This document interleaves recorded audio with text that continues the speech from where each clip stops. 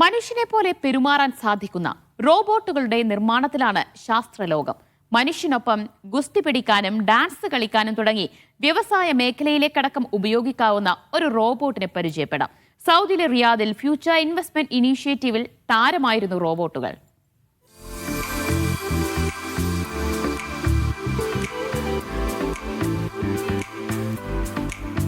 റിയാദിലെ future investment ഇനീഷ്യേറ്റീവിന്റെ പ്രധാന പ്രത്യേകതകളിൽ ഒന്ന് IT ഇന്നൊവേഷൻ മേഖലയിൽ അതിന് നൽകുന്ന പ്രാധാന്യമാണ്. അപ്പോൾ എൻ്റെ കൂടെയുള്ളത് ഒരു റോബോട്ടാണ്. അത് ചൈനയിലെത്തിയ യൂണിട്രിയാണ് ഈ റോബോട്ടിനെ ഇവിടെ അവതരിപ്പിച്ചത്. FIAയുടെ ഉദ്ഘാടന സെഷനിൽ അതിൻ്റെ ഇത്തവണത്തെ ചിഹ്നമായ ഒരു കീ അത് അവതാരകർ നൽകിയത് ഈ റോബോട്ടായിരുന്നു.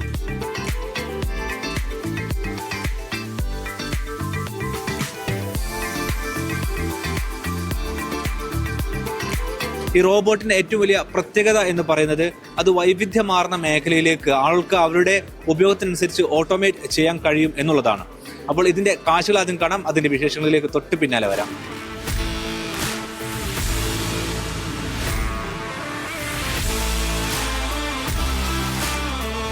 $35 കിലോഗ്രാമാണ് ഈ റോബോട്ടിന്റെ ഭാരം. ഇപ്പോൾ എവിടെ എൻ്റെ കൂടെയുള്ളത് ഒന്ന് ഇത് WW പോലെയുള്ള ഗുസ്തി മത്സരങ്ങൾക്ക് ഉപയോഗിക്കാൻ പറ്റുന്ന അല്ലെങ്കിൽ അതിന്റെ പരിശീലനത്തിൽ ഉപയോഗിക്കാൻ പറ്റുന്ന റോബോട്ടാണ്.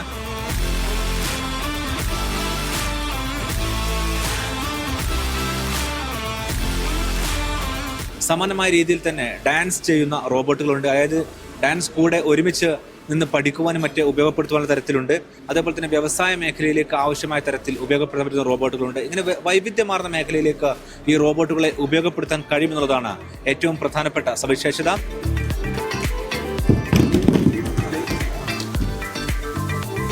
I'm Lin from Unity Robotics. This is a G1, the boxing version, and the height about 1.3 meters, weight about 35 kg.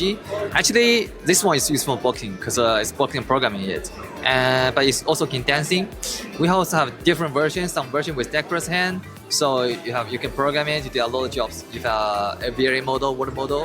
You can do house cleaning, work in the office, like working in the factory, or work for the government, work like a police on the street. You can do a lot of things. Actually, generate a general solution for all the industry.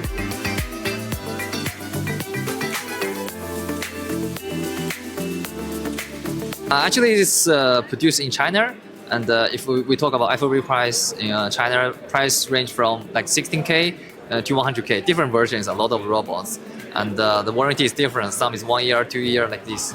And the battery, different robot. Actually, the battery life is different. 2 hours, 3 hours, some is 6 hours.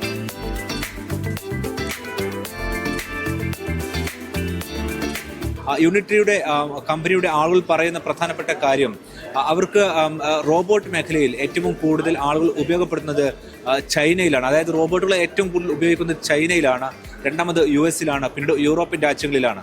അത് കഴിഞ്ഞാണ് മറ്റു രാജ്യങ്ങൾ ഈ റോബോട്ടുകൾ ഉപയോഗപ്പെടുത്തുന്ന ശേഷിയിൽ മുന്നോട്ട് വരുന്നത്. ഏതായിരുന്നാലും FIAയിൽ ഇത്തവണയും സമാനമായ രീതിയിൽ തന്നെ വൈവിധ്യമാർന്ന IT മേഖലയിലെ കാഴ്ചകളുണ്ട്. റിയാദിൽ നിന്നും അഫ്താബ് റഹ്മാൻ, മീഡിയ 1.